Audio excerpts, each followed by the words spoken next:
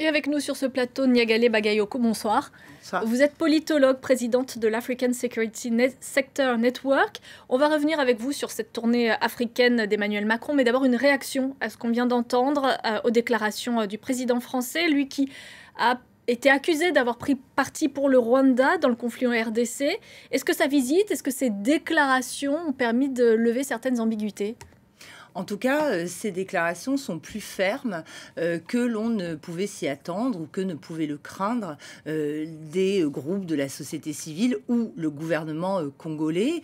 Même s'il n'a pas explicitement mis en cause le Rwanda, il l'a quand même cité en l'appelant à prendre ses responsabilités et en indiquant qu'il serait possible à terme, à moyen terme, que des sanctions soient prises.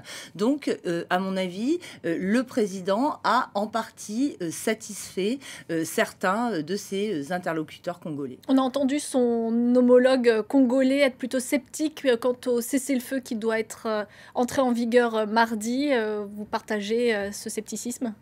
Il y a de quoi être sceptique dans la mesure où l'on parle quand même d'affrontements qui, dans le cadre présent avec le M23, durent depuis plus d'une année, mais qui plus largement en ce qui concerne l'Est de la RDC, se prolonge depuis 2 décennies, voire plus. Donc, effectivement, il est très difficile d'être optimiste, notamment par rapport aux solutions mobilisées au niveau international.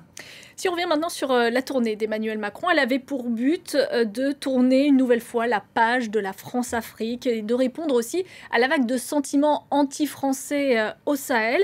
Est-ce que le président français est parvenu à redorer l'image de la France lors de son séjour en Afrique centrale ? Alors, à mon avis, uniquement partiellement. Il y a eu très clairement un changement de ton que l'on a pu noter dès la conférence de presse qui a eu lieu à Paris le 27 février et qui s'est prolongé jusqu'à la visite en RDC, à l'exception de cet échange assez tendu entre le président Macron et le président Tshisekedi, où le président français a pu être accusé une fois de plus d'arrogance, de donner des leçons et de mettre en cause un partenaire africain de manière qui a pu paraître parfois irrespectueuse. Globalement, je dirais que l'on a pu constater à la faveur de ce déplacement en Afrique centrale que le sentiment d'hostilité vis-à-vis de la France est quand même beaucoup moins vif que ce que l'on peut constater au Sahel ou plus largement en Afrique de l'Ouest. C'est tout de même un exercice difficile pour le président français qui se rendait dans des régimes que l'on peut qualifier d'autoritaires où la démocratie n'est quand même pas portée en exemple là-bas. Non seulement des régimes autoritaires, avec des dirigeants qui sont au pouvoir depuis des décennies, si on prend le cas du Congo-Brazzaville, mais qui sont aussi des partenaires traditionnels de la France.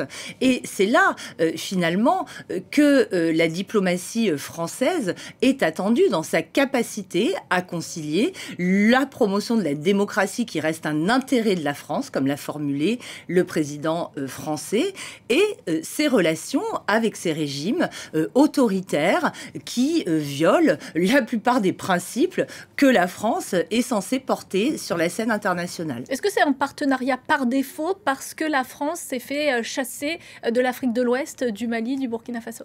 En tout cas, on constate un retour vers l'Afrique centrale. Il ne faut pas oublier que le président Macron s'était déjà rendu cet été au Cameroun, qui fait partie du même type de régime. En effet, l'Afrique centrale étant gouvernée précisément par des régimes autoritaires, il y a sans doute moins de prise pour de la contestation, de la mise en cause publique ou dans les rues du positionnement de la France dans ces régions. Il y a eu quelques manifestations en RDC, mais elles ont été quand même assez limitées. Mais l'image produite sur l'ensemble du continent reste quand même celle d'une France associée à des régimes non démocratiques en dépit des discours tenus. L'image de la page de la France-Afrique, finalement, n'est pas si tournée que ça ? Alors, ça dépend ce qu'on entend par France-Afrique. La France-Afrique, dans son acceptation la plus commune, c'est un système népotiste, voire mafieux, qui couvre des financements de campagne, des contrats avec certaines entreprises françaises et africaines. Je pense que l'on est sorti de cette phase-là. Mais la façon dont la France peut s'émanciper de certains partenariats, d'un point de vue politique, avec précisément ces régimes autoritaires, n'apparaît pas encore à l'ordre du jour. La France elle a été très présente militairement en Afrique ces dernières années, et en particulier au Sahel. On sait que ça s'est soldé par un échec. Finalement, le nouveau mantra de la France, ce sera moins d'armées et plus de business en Afrique? Alors c'est ce qu'a annoncé le président, mais pas seulement.